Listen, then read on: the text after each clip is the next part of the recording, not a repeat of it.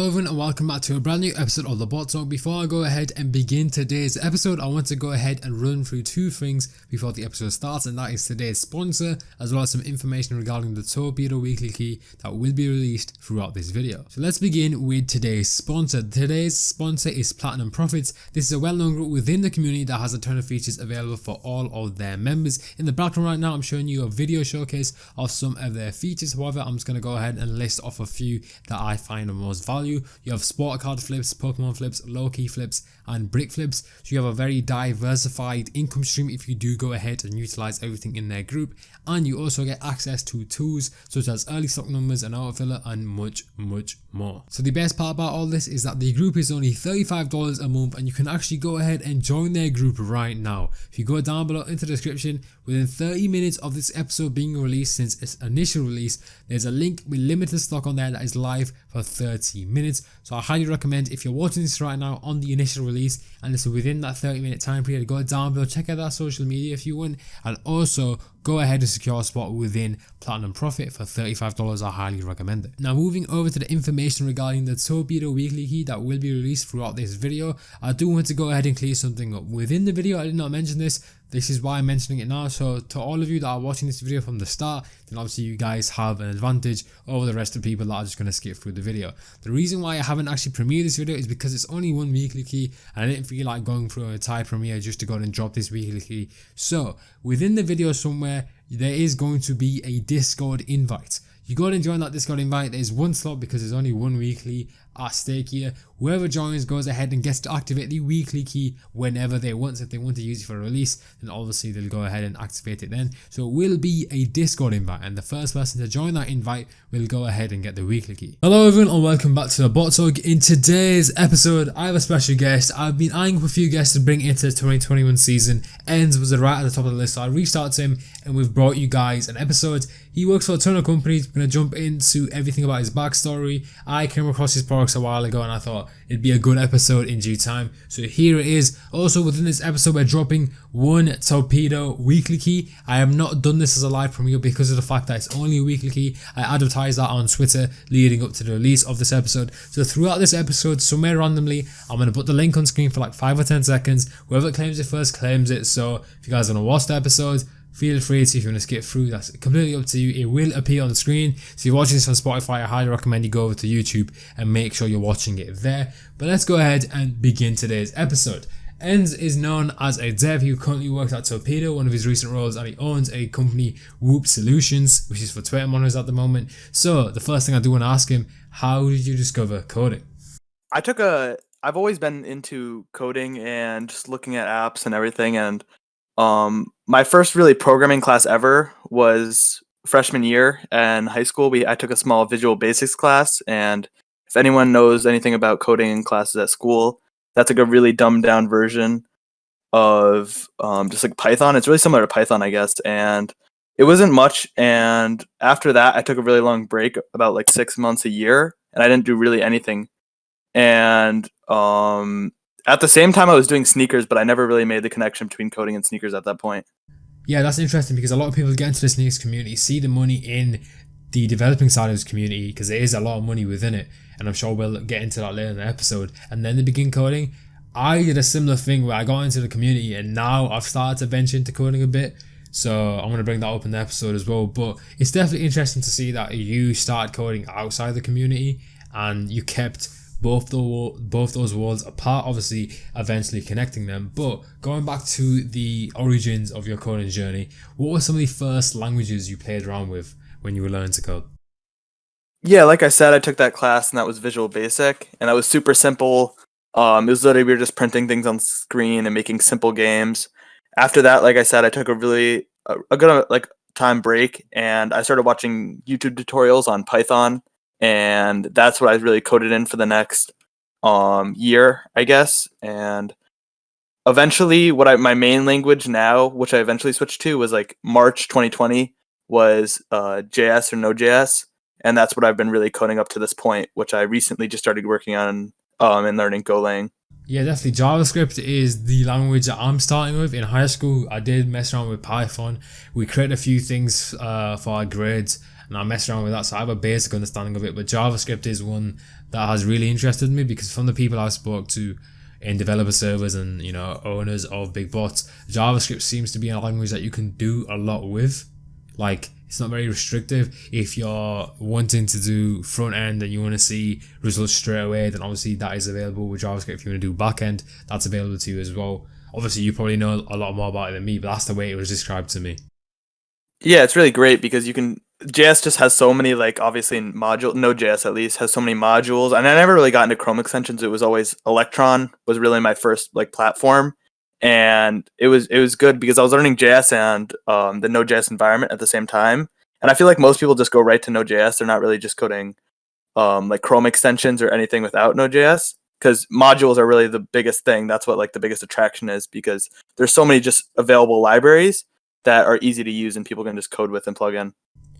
Yeah, definitely. I feel like, especially in this community, when it comes to newcomers, I've seen a lot of them jump into very complex things because they know what the outcome can be. Obviously, you look at people like Lucas, maybe even yourself, the Torpedo devs, the other devs that you work with. Any type of dev is in a position to make a large amount of income on a monthly basis, weekly basis, depending on the pricing model. And I feel like that influences people to jump into really complicated things, and then that kills off their motivation. I've seen that quite a lot on Twitter, and it's interesting to see because you see those people that start off with very limited coding knowledge, begin at basic languages, build their way through, and then build big companies. Like my friend Alex, who runs Zonos Labs, he hasn't been coding very long, but he started off with the basic languages, then he built himself up, and now he has a very popular bot in the community.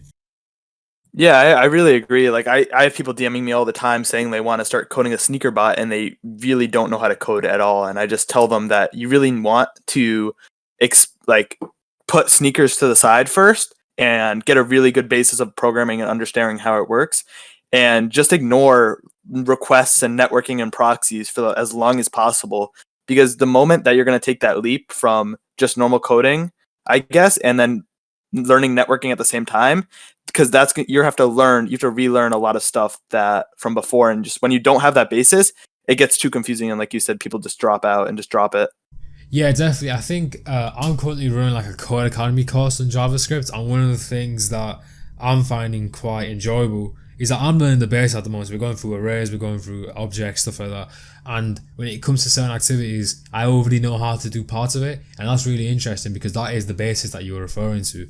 And I feel like if I had that basis when I pass this course and I go create some mini applications like Chrome extensions, web pages, whatever it may be, that basis is very important because I can always refer to it. I'm confident in my ability, and then obviously throughout everyone's developing journey, from the people I spoke to, they're constantly googling, relearning, researching stuff. But having that basis is definitely good to have. Yeah, I agree. It's just so much better. Yeah, definitely. So we spoke about the fact that your coding and sneakers were kind of separated. That's fair. But how did you discover the botting community? I feel like this is gonna be very similar to a lot of other people's answers, but I was reselling for about a year or so, maybe a little longer. I was interested. I caught my first manual Yeezy in like 2017. It was the Yeezy Beluga 2.0, and I sold it for a profit. And I was interested because I obviously made money at a really young age, and I was like, I should try to do this more. And basically, I resold over that next year, and about 6, 7, 8 months in, I got an ad for Force Cop, the Chrome extension, which is a Supreme. People have heard of it. It's similar to like Heated Sneaks, and that was really my first quote unquote bot. And I think I hit a few items. I hit a few jackets, and I actually sold. That's when Supreme would resell every week, and it was great. And after that, I found out about request-based bots, obviously, and my first true bot was PD. Yeah, definitely. I feel like bots that spent money in advertising definitely did bring in a lot of people. When I was starting in the community back in 2018, there was a few bots that I saw ads for. NSP was one of them, and I think it does a good job. Now, if you go onto YouTube, there's tons more of videos just about botting in general. Back in 2018, it wasn't very populated, not as much as it is now. I personally feel like it's a lot easier to join the community now because there's so much documentation, there's so much videos out there, and bot companies see the benefits of accommodating towards newcomers, and the ones that haven't will definitely benefit from accommodating to the newcomers. So obviously Forscorp is a major example of people coming into the community, and obviously you said your first bot was PD. So shifting away from a consumer standpoint, when it came to actually working at botting companies, groups, tools, any type of company within the community, what were some of the first companies you got involved with? I obviously started on my own and made my own script. I think my first thing ever was a CLI Yeezy Supply like browser task script, and that's when S Crescent was extremely popular. I remember, like, if you remember when Yeezy Supply switched from Shopify to Demandware and they had a splash page, that's when S Crescent was extremely popular because it made a cheap, easy solution, and that was really when like mass browser tasks worked. And I made a CLI version of that in Python, and then after that, that's when I really took my break away from Python. I started learning JS, and that's when I made an Electron, I guess, restock bot on. I don't know if many people have heard of it, but it's called Lotus AIO, Yeah, I definitely and heard of that it. was like had to do with Twitter, basically monitoring Twitter and like Discord, and that was like an autolink opener. It was really early autolink opener because you see all these autolink openers now, but it was at the beginning of time, really close to when a little after Pulsar started. Yeah, that's interesting. One thing that I wanted to extract from that, you were talking about Electron, and then obviously you were talking about browser-based scripts. Can you distinguish the difference? Because obviously I don't know, and a lot of viewers aren't gonna know, but it seems like there's a big difference between the two. Yeah, so what I was trying to say was for S Crescent was basically the way that bot worked was it would just open 30 browsers on your PC and it would wait in the queue. And that was Electron is just a framework for what bots are made in. Most bots, that's what just the front end is. I would say most bots are made in that. Yeah, I think I could list a few off the top of my head. Kodai, PD, Torpedo's front end is that. Ghost AIO, just so many. And what I was trying to say was when Yeezy Supply first switched, it was obviously you have to spend time coding a bot to actually send requests to a site. And the fastest way, S Crescent basically made a solution that you would just open mass browsers and they just ignored requests. And that was for the first few weeks or so when there was Yeezy Supply drops in that time. People they were cooking because obviously they were the only solution around. And then about a month or two later, when Splash Force came around, that was a request based Electron bot, and that absolutely cooked it, and that pretty much just killed S Crescent. Yeah, that's quite interesting to see when a bot jumps on a method for a site first, obviously utilizes that, and then that secures them success. But when other bots come and do it, obviously it overpopulates the bots doing it, and obviously it kills off certain bots. We saw it with Palace bot, obviously with Shoe Palace when before they did the Yeah, switch. That was an interesting scenario. We're not gonna get into it, but yeah, it's quite interesting to see how I wouldn't call it bot economy, but like how the bot world works in terms of if your bot's there first and it's cooking, if more bots come in, it creates more stress on the side, there's less success across each bot. It's quite interesting, and it kind of dictates what bot is built the best and how it's maintained, and obviously that leads to the success of each bot. yeah. I think another really good example of it, I was just thinking, was something called Samurai Bypass. That was very short lived, maybe 1 to 2 months max, and that was built off the fact that you could skip Shopify queues with um, basically adding the cart and waiting in the cart, and then getting the checkout link. And they cooked Yeezy Supply when it was Shopify. But what ended up happening was bots. That took a little bit for bots to add. It's really analogous to or similar to Cyber's super safe mode. If you've ever ran Cyber or any other Shopify bot, if you watch a task, what it does is add to cart, waits in queue, and then gets that. So that's pretty much the premise of Samurai. That's all Samurai would do, and it was a really simple solution. But like I said, it was first, and it was way easier to code than actually putting in a bot. So they were alive for 1 to 2 months, and their resale spiked to a few $100s. But right after, like I said, Cyber or any other Shopify bot added it, it pretty much just killed Samurai. Yeah, I remember Samurai being around, and it was interesting because obviously they died off pretty quickly. I actually wasn't aware of why. Obviously, I knew because of a lack of success, because of other applications catching on to the same idea, but I wasn't actually aware of the technical things. So that's pretty interesting.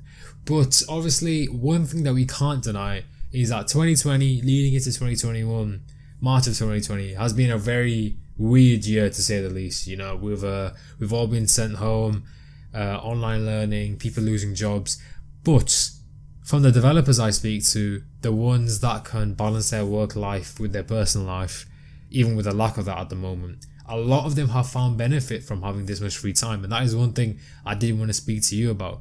From having all this free time during this pandemic, have you seen any benefits or have you seen any drawbacks from yourself and your work ethic? I would definitely say benefit because obviously I'm in high school. My school hours dropped dramatically. At first, they didn't even do Zooms. Pretty much all of our classes were just straight work, and I could pretty much bang it out in the first 2 hours of the day, and then I would spend the rest of the day coding Lotus, which was really fun. Which was obviously I wasn't making. The funny thing about that was I wasn't making a single dime in my like money wasn't really in my head at that point.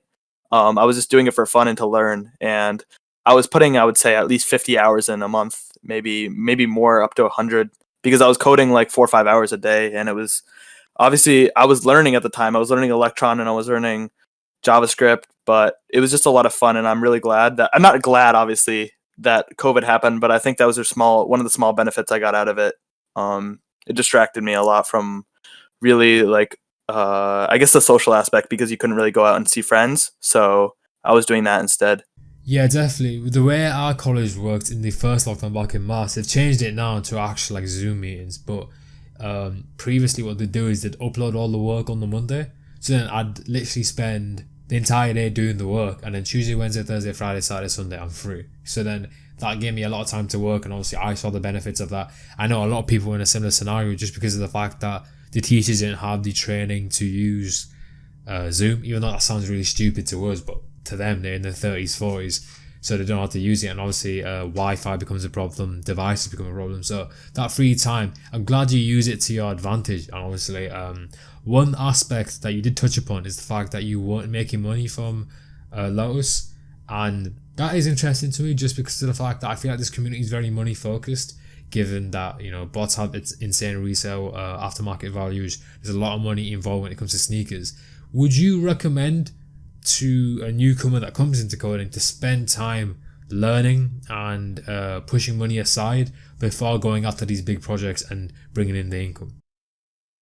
Oh yeah, definitely. I feel like people, like I said before, people come to me and saying they want to work for a bot and make money, and you just have to realize the percent of people that are coding in the sneaker community, and the top. It's really only the top 5%, I would say, of developers are making those like big bucks, but that's because they had years and years of experience. And I know I didn't have a years of experience, but I was coding, like I said, 50 hours a month, 100 hours a month, and I didn't make a single dime. And I know, for example, Tencent, he was coding ever since he was 9. He obviously never monetized that up until pretty much this year with his friends with Torpedo. Yeah, that is interesting. Obviously, I do think that it depends on your goals. Some people have monetary goals, and it's pretty obvious when you do see how they act. It's not necessarily a bad thing. I'd say I have a lot of monetary goals, but I also do have personal goals, and it's very important to have that balance, I feel.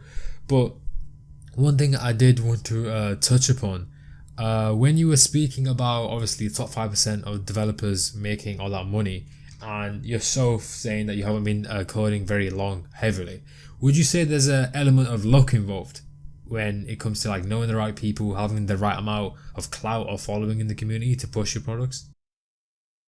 Yeah, I would say one of the biggest things I realized early on, I guess, was connections are definitely the strongest thing you can have in a community. And or it's either that or having a really strong product, because one, I think Torpedo is a really good example of it because no one really ever heard of it. We never hyped up beta as much as you see other bots. We had only a few thousand followers in maybe August. And it was never really hyped up, but people were hitting hundreds of shoes. But it wasn't until our public beta when we just showed all of our successes when it was getting hype. It was a truly good product. And I think there's too many right now, for example, too many beta bots and just bots that are showing off their, like, saying that they're going to cook. And I'm just going to give a few examples. Like, I'm not trying to be rude or anything, but Ignite, I would say is a big example of that. Obviously, that's been talked about a lot in the community, but there's just so many examples that you see people absolutely hyping up this bot and then it absolutely just crashes. And then on the other side of it, it is connections. It really comes down to connections. I definitely would not be here where I am if I never built up those connections over the past few years with bigger staff and bigger developers in the community. Yeah, definitely. I do agree there. I mean, when I was starting the bot talk, people vaguely like not many people knew who I am, but a few select owners knew who I was, and that was enough for me to get in the right circles. Because when I first started, I got Sean from PD at the time, and then I got Curry, and then I got Michael. Only those few types of people, only those few people created the following for the bot talk, and then people were like, okay, if X is associated with me, okay, I should be talking to this person. This person seems legitimate, and that kind of builds your connections. Obviously, I started back in 2018, and I've been working for a variety of companies. That's how I've met people.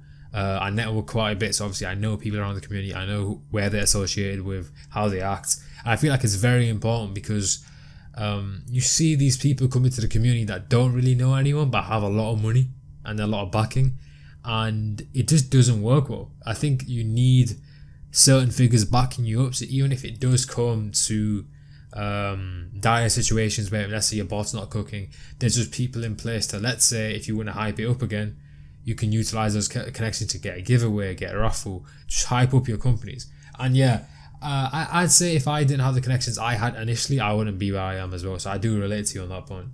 Yeah, I think the biggest thing for me was just getting in the community really early. And I'm not saying it's a problem if you don't. It was just really, I knew people back then in 2017, which was almost like 3.5 years ago, is when I got into the community and got into pretty much Discord is like was a really big thing for me because I never knew about Discord before sneaker community. I bought my first cook group and I downloaded Discord, and that's really what started it for me. And I added all these friends. I was tried to be as genuine and nice to people as possible. I believe I offered like support and to be a mod in a cook group for free, and that was basically just me trying to build connection with the owner.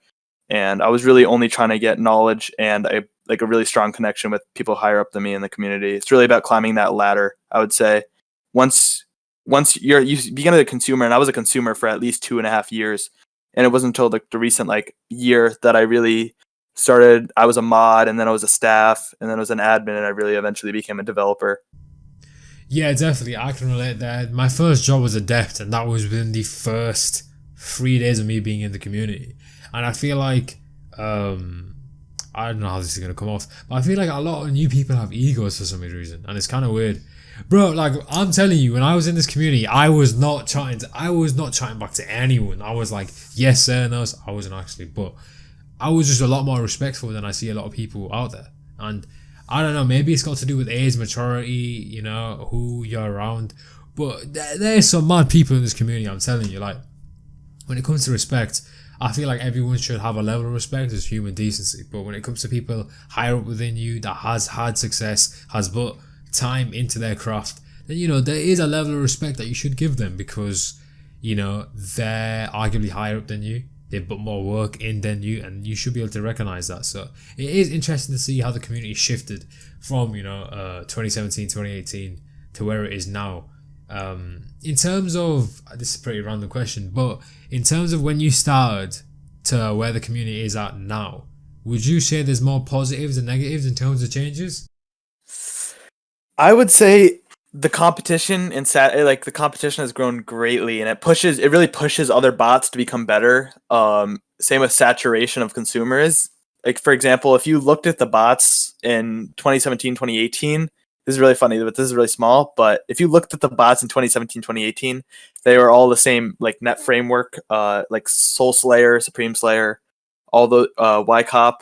They were all these really basic bots, but the main focus was functionality. But as time grew on, bots started to look nicer. They got sleeker, and even though the functionality stayed the same, it was really just to appeal to consumers. So I think um, the shift really was from 2017 to 2021 was being focused on copying shoes and everyone was just trying to get a pair of shoes or a pair of like some Supreme in 2017, and it's shifted a lot more to making a buck off consumers and getting because I know plenty of developers, actually like way more than I would say 9 out of 10 developers don't actually bot themselves. They're only coding.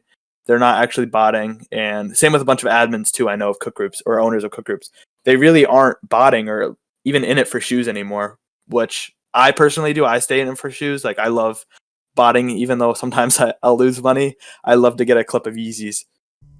Yeah, it is interesting because I've seen that trend as well. There's multiple cook group owners, bot owners that don't cook because it isn't a requirement. There was a conversation I had back with one of the guests on the show back in 2019 where we were speaking about the idea where should owners of applications or cook group owners have large success to justify them being in a position to own a company. And I disagree then. I still disagree now. I feel like if you have the capability to, for example, develop a bot and it works, who cares if you're using it or not?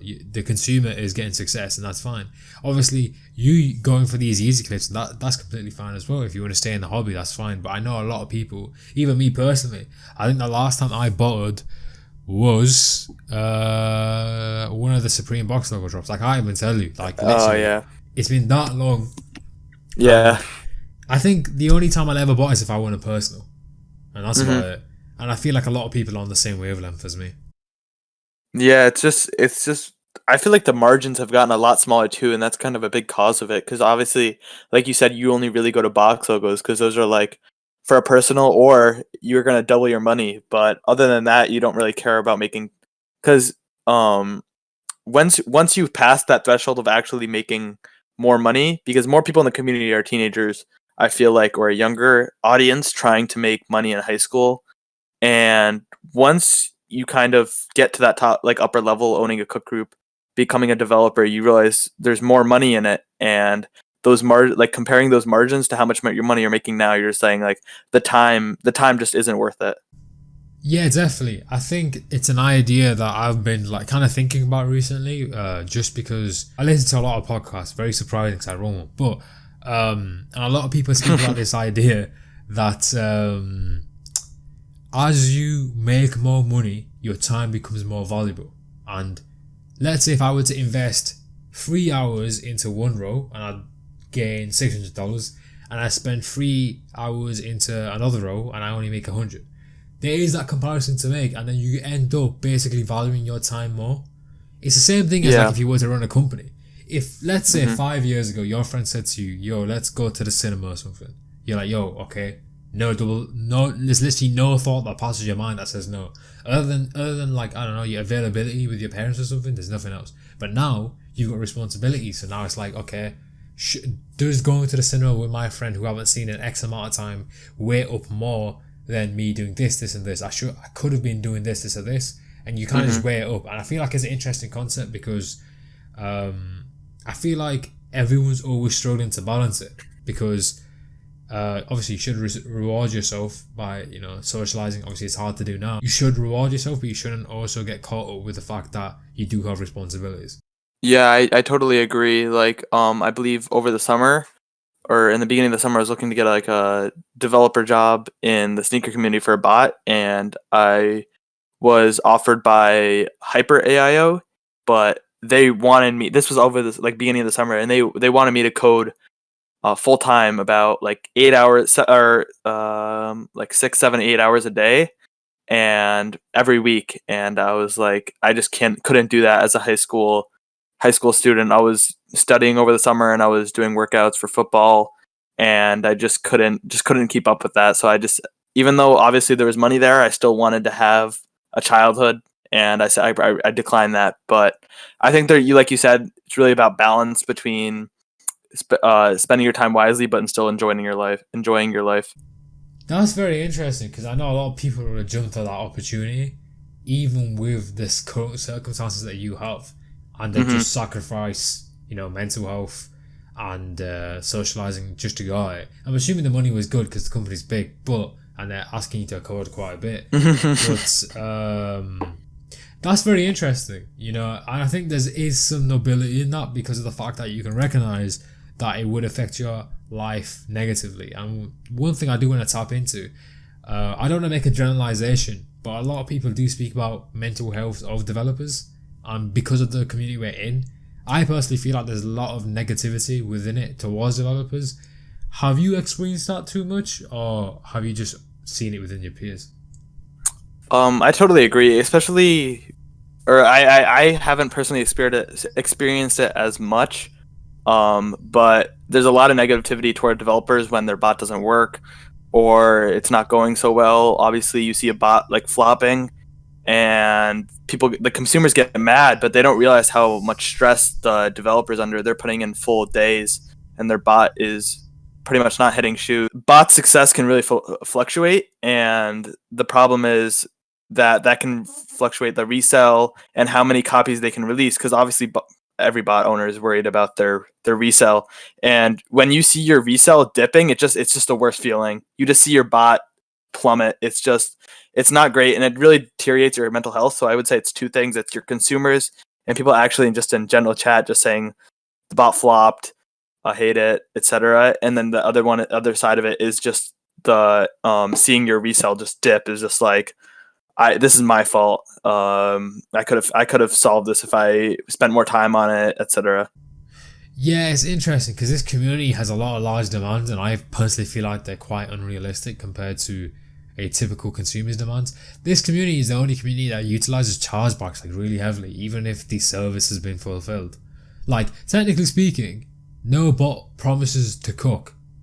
The only promise they have you is that when you click that purchase button, you fill out your information. If you're successful in purchasing, you will get an email with your license key, links to your dashboard, and you can download the bot. That's all they really promise. It comes down to your judgment of whether you want to invest your money into this company and whether it cooks or not. That's regardless. Obviously, that obviously plays into a big part of maintaining a user base, but you still see chargebacks about it. So it's quite interesting to see how developers deal with it, because I've seen a lot of developers tweet out about their mental health, but then you look at the people from the biggest bots, and obviously from a public eye, I may be wrong, but they don't seem too stressed. Arguably, it's because their bot cooks. But it's interesting because you have to try balance your personal life whilst coding a bot, and obviously there's good money there, and obviously the resale market as well. Yeah, I think you had a really good point there. Is like their bots cooking, they're not stressed, but I think I'll give a quick example. There's a bunch of bots with like a one man team. I can list a few: Mech AIO, Mech Preem obviously is Mike, Balco, Dashy, Hunter, Kodai's only two, which is Dorg and Sawyer. Like it's really I've talked to some of them, and they're really stressed out a lot, and they're working a ton of hours, obviously. And I think that's a really good transition to say that, like, at Torpedo, working there is just awesome because people notice that we have a larger developer team. We have about 6 active devs, and even though that's more than the average bot, we all get a focus really on our own thing and a specific like module, let's say, and you can spend a lot of time on that, and it's not as stressful because you're not doing as many hours, and you don't have to worry about as many things. But in the end, it really all comes together, and all of us don't. I believe that all of us, obviously, we have our social lives and school lives, but in the end, I feel like overall we don't experience as much stress as some of these other one man teams in the community. Yeah, obviously that is one thing I did want to transition to. You picked up the role for Torpedo back in October, which is huge. Obviously, it's a big company. One thing I did want to bring to the table, this idea. You're speaking about multiple devs to reduce stress. That's great, but if you were to compare that to the pay of a 2 developer team or a singular developer team, I feel like some people would make that trade off. But I'm curious to see what your opinion is of that. It's less about I feel like how many are on the team and more about how many owners there are. For example, obviously, because what really happens is the owners are getting the biggest cut, and I think that's for I've talked to other owners and other people working for other bots, and they pretty much like go to like a 3-man team, for example, and let's say there's 2 owners and one other developer.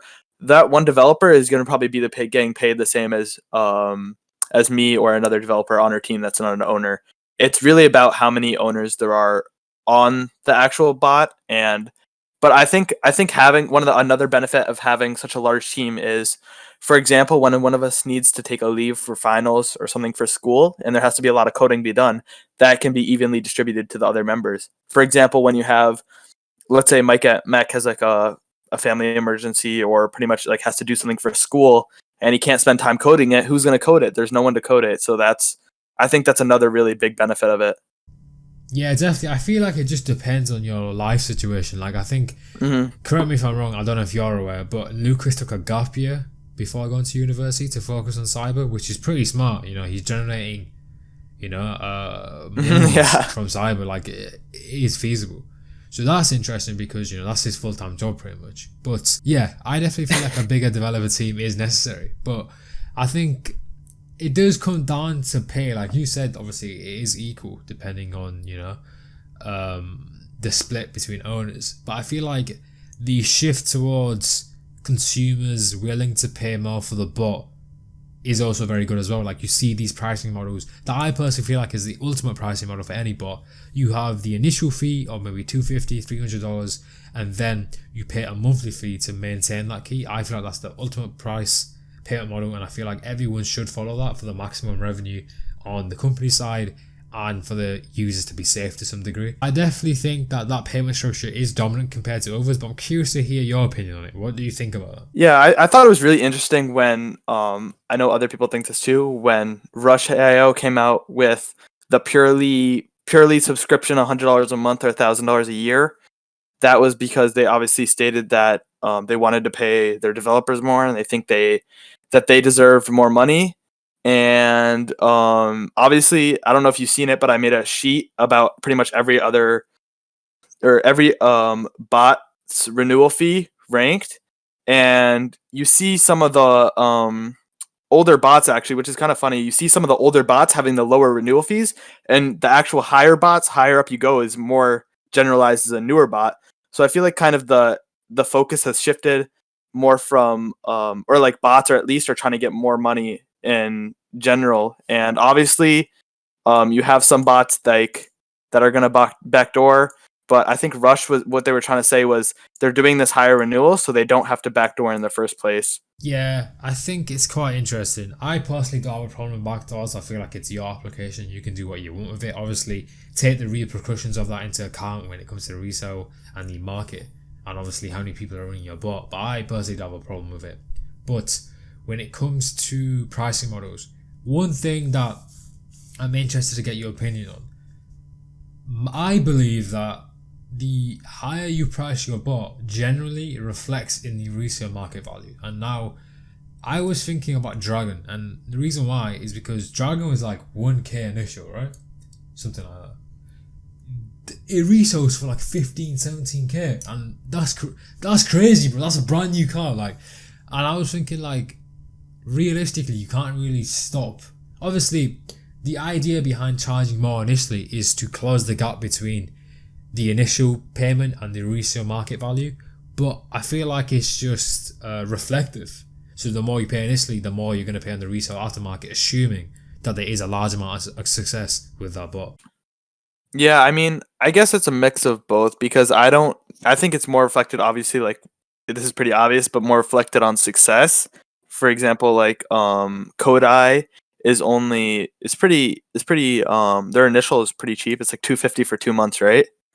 Which is, I mean, I guess it's not that cheap, but it's more on the lower spectrum, and their bots really is really good. And their monthly, I have it up right now, is $45. And I think it's more reflective of your success of the bot, which is pretty obvious. But then you see these new bots coming out. I have right here is the renewal fee for example, like Rattenfangers. It's really interesting to see because their 1 year price is $700, and obviously they're new, and I guess they're trying to make a statement. But the actual bot itself only resells for 700, 800. But on the other side of it, I guess I'm looking at this sheet right now. Cyber Souls, their 1 year cost is only $260. So you see these bots that have extremely high renewals and that are new. It's just not justifiable to say that just because you're charging super high amounts and for renewal is saying like like you said, I guess they're trying to close that gap, but at the same time, it can really backstab you if your bot's resale cost dips below how much it actually costs to pay for it. Yeah, it is. It is interesting because I think the main thing when it comes to that scenario, for example, when it dips below its resale cost, I still feel like people would buy it, even if success did dip, and I'll explain why. The pressure when let's say you enter a raffle, a Korai raffle, like they did one on Instagram the other day, I think. Mm-hmm. You have 24 hours to enter. You enter it, be lucky. It's insanely lucky to hit that. I hit one back in the beginning of 2020. That was crazy. Oh wow.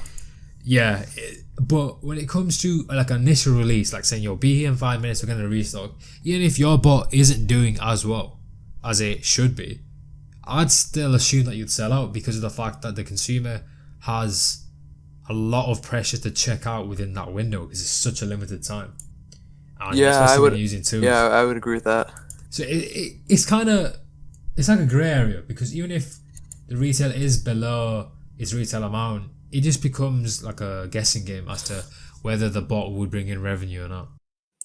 Yeah, I think I understand what you're saying. I would say one of the most, I guess, interesting things for me when looking at like my renewal sheet and kind of thinking about bots resells is Dashy. Obviously, you see the gap between for resale at least for a renewal copy versus a lifetime. A lifetime goes for $600 plus, and a retail or a renewal copy only goes for about $150, and that's because like the upkeep cost is like $50 a month or about $600 a year. So really, people are thinking about or like people bots resales are really reflected in the resale when it starts to get to that range.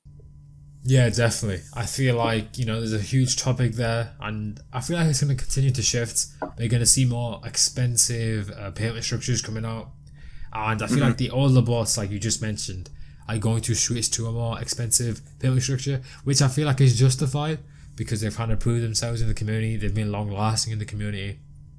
And it's going to be interesting to see how this conversation ages in terms of which bots go to a higher price and how consumers react. But I did want to go ahead and touch upon Wuup Solutions before we go ahead and end the episode. So I'm a current client of yours for one of my groups, The Layout, and I'm interested because I'm pretty sure you merged with I don't know how to pronounce his name. I don't want to butcher it. Vaco. Yeah, you merged with him. So how was that merge like? Because I'm not entirely sure how you merged two Twitter monitor companies. So it wasn't much of a merge, I would say. So I actually started the company all the way back in March. It was kind of interesting. I'll go into that real quickly. I started Lotus, and that was a Twitter monitor tool and a Discord tool. And at the same time, I was coding Twitter monitors. And that's really how I got into sneaker Twitter coding. And I wanted to. My main goal was to be faster than Restock World eventually. So I would spend hours and hours researching Twitter, looking into endpoints, finding bypasses, and I was creating for this group. And then at one point, I think I realized I could sell this to other groups. And I think my first group was my friend Kurt's King Flipped, and I gave it to him for like $50 a month. And it was just a simple Discord monitor. But from there, every month after that, March all the way up until I would say August, I was just growing my Discord monitor group or my Discord monitors. And I think I had about 13 clients, my biggest one being Hidden Society and Notify, I believe. And that's right before when school started for me, and it was starting to get really stressful. And even though I got really big, I was getting extremely stressful, and I was working tons of hours a day upkeeping these servers, talking in tickets, and that's when I kind of decided I would sell the company. I posted a want to sell all the way back in August, and I got some really high offers, but that's when Vaco actually reached out to me and said he didn't want to buy out the company all out. He just wanted to do a royalty deal that we just split the company and work together on it. And that's really, but most people actually don't know this, but that's when we renamed it from Ends Labs to Wuup Solutions. and from there it's just been up. We refined the Discord monitors in about a month or two. We got our costs down, and that's when we started developing the web based. And once we released web based, it just went up from there. I think that was back in late October, early November, which is funny because that was when I was hired by Torpedo too. So it was a really good month for me.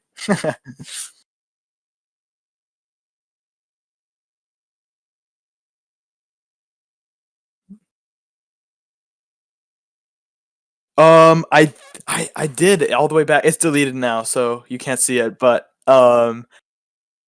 yeah, I posted it in. Most people don't know about that. Yeah, so I was getting really stressed, and I think my I posted a wanna sell, and the funny thing is we're making my offer, like my top offer I was considering is we're making close to that a month now, which is like it's just like just blows my mind how much because how much the feedback we've gotten is great. We've had I think our retention rate is like only one group has dropped us in the past like 4 months, which is just like insane for me to think about. Like that's how much members of these groups are loving these monitors. And like I said before, my main goal was really to beat Restock World, and it wasn't really until August when I was consistently beating them in Discord, and that just right before I was decided I wanted to sell it is that was kind of my goal over the past 6 months was just to it was most people don't know this, but you can basically get how fast or like a timestamp from a Discord message. So what I was doing was I was comparing them every drop, and I think in August I started consistently beating them, and it just blew my mind that they had like a private developer and I was selling these Twitter monitors that were faster than them. Yeah, it is interesting because at the moment, your Twitter monitors are regarded as the fastest in the community, I'm pretty sure. And Yeah, it's just awesome. don't quote me, well, you can't quote me on this actually, but I'm pretty sure you said you can't make the monitors any faster. Oh yeah, because I'll explain that real quickly. Yeah. The fastest, so most people in the community, I'll try to explain this real quick. Most people in the community understand how a proxy works, especially when you test it. All you're doing is sending a request to a server, and it's telling you the response time, which is in milliseconds. And Twitter's response time from pretty much from a server, if you send a request to it, it's about 40 to 50 milliseconds, and maybe a little higher, like 60. Actually, I think I tested it recently. It's anywhere from like 70 to 100 milliseconds, and our monitors are getting speeds of like 100, like 90, 110 milliseconds. So that last 30 milliseconds is us sending it from either our monitor like servers to the web based or to Discord. So that combination of time is we're really pretty much can only get about 10 milliseconds faster, which is just insanely hard to comprehend. We're pretty much getting it like instantly when the tweet is tweeted. We're getting it from the Twitter server and sending it right to the web base, which is if you do it side by side, it's actually pretty funny because when you click tweet, the request is sent, but you don't actually see the tweet on your screen until like another like few hundred milliseconds. So it shows up on our web base before the actual Twitter page. Yeah, I think I've seen a lot of Twitter monitor beef before I got suspended, and it never really sat well with me because of the fact that like, yeah, obviously you sell your company's monitors based on that, but realistically, the window of 50 milliseconds, who's going to be able to react in that time? I think it comes down to that. But it is interesting to see that you're the fastest monitor company, and it's going to be interesting to see how long you guys can keep it there, because obviously you're saying that there's no way of getting it faster, which is fine because obviously you explained it. But we have seen loads of monitor companies in the past get taken down by, oh sorry, not taken down, probably the wrong word, phrase to use. Probably another company overtakes them. So it's going to be interesting to see how that ages. But guys, that is going to go ahead and conclude today's episode with Ends. If you wish to check out his related companies, I will leave that link down below. If you want to check out his personal Twitter, I will also leave that linked down below. Throughout this episode somewhere, I did put the link for the Torpedo weekly key. So if you guys want to secure it, congratulations. However, that is going to go ahead and conclude today's episode. If you guys enjoyed, please drop a like, subscribe. If you guys are new, I'm going to catch you guys next time. Peace out.